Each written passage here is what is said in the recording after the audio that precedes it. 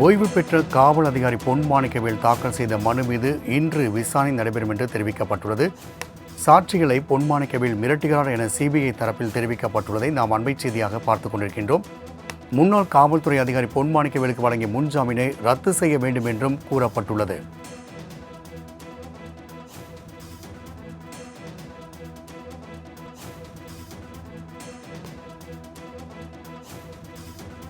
முன்னாள் காவல்துறை அதிகாரி பொன் மாணிக்கவேல் தொடர்பான விசாரணை நடைபெற்று வருகிறது. கூடுதல் விவரங்களை செய்தியாளர் பாலகிருஷ்ணன் வழங்க கேட்கலாம். பாலகிருஷ்ணன், இன்றைய வழக்கு குறித்தான கூடுதல் விவரங்களை பதிவு செய்யலாம்.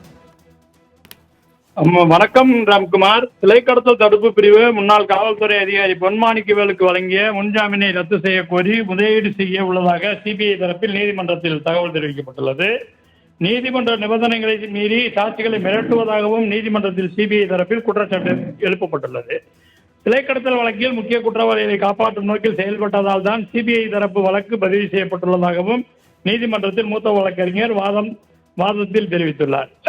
ஓய்வு பெற்ற காவல் அதிகாரி பொன் மாணிக்கவேல் தாக்கல் செய்த மனுவில் ஓய்வு பெற்ற டிஎஸ்பி காதர் பாட்சா சென்னை உயர்நீதிமன்றத்தில் பொன் மாணிக்கவேல் மீது சிபிசிஐடி வழக்கு பதிவு செய்து விசாரிக்க உத்தரவிட வேண்டும் என கோரிக்கை வைத்திருந்தார். இந்த மனுவை விசாரித்த நீதிபதி என் மீதான புகார் மீது சிபிஐ விசாரணை நடத்தி அறிக்கை தாக்கல் செய்ய வேண்டும் என உத்தரவிட்டனர். மேலும் டிஐஜி அந்தஸ்துக்கு குறையாத அதிகாரி ஒருவர் தலைமையில் விசாரணை நடத்தி அறிக்கை அளிக்க வேண்டும் என உத்தரவிடப்பட்டது.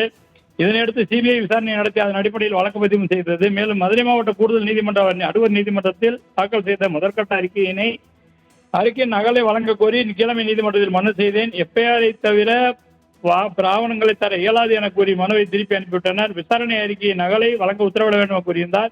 இந்த வழக்கு நீதிபதி புகழேந்தி முன்பாக விசாரணைக்கு வந்தது. சிபிஐ தரப்பில் ஆஜரான மூத்த வழக்கறிஞர் சீனிவாசன் ஆஜராகி நீதிமன்ற உத்தரவின் அடிப்படையில் தான் இந்த வழக்கு சிபிஐ கையில் எடுத்து முதல் தகவல் அறிக்கையை பதிவு செய்தது. விசாரணையின் போது மனுதாரர் மீதான குற்றச்சாட்டுகளில் முகாந்திரம் இருப்பதாக கண்டறியப்பட்டது. இந்த வழக்கில் முக்கிய குற்றவாளியான சுபாஷ் கபூர் என்பவரை காப்பாற்றும் நோக்கில் பொன் மாணிக்கவேல் செயல்பட்டதனாலேயே அவர் மீது வழக்கு பதிவு செய்யப்பட்டது என்று தெரிவித்தார். இந்நிலையில் பொன் மாணிக்கவேல் வழங்கிய முன்ஜாமீனில் நிபந்தனைகளை மீறி தற்போது சாட்சிகளை மிரட்டி வருவதாக தெரிகிறது. மேலும் பொன் மாணிக்கவேல் கேட்கக்கூடிய விசாரணை அறிக்கையை வழங்க முடியாது என தெரிவித்தார். இதனைத் தொடர்ந்து நீதிபதி நீதிமன்றத்தால் சிறப்பு விசாரணை அதிகாரியாக நியமிக்கப்பட்டவரை எந்த அடிப்படையில் வழக்கு பதிவு செய்தீர்கள் என கேள்வி எழுப்பினார்.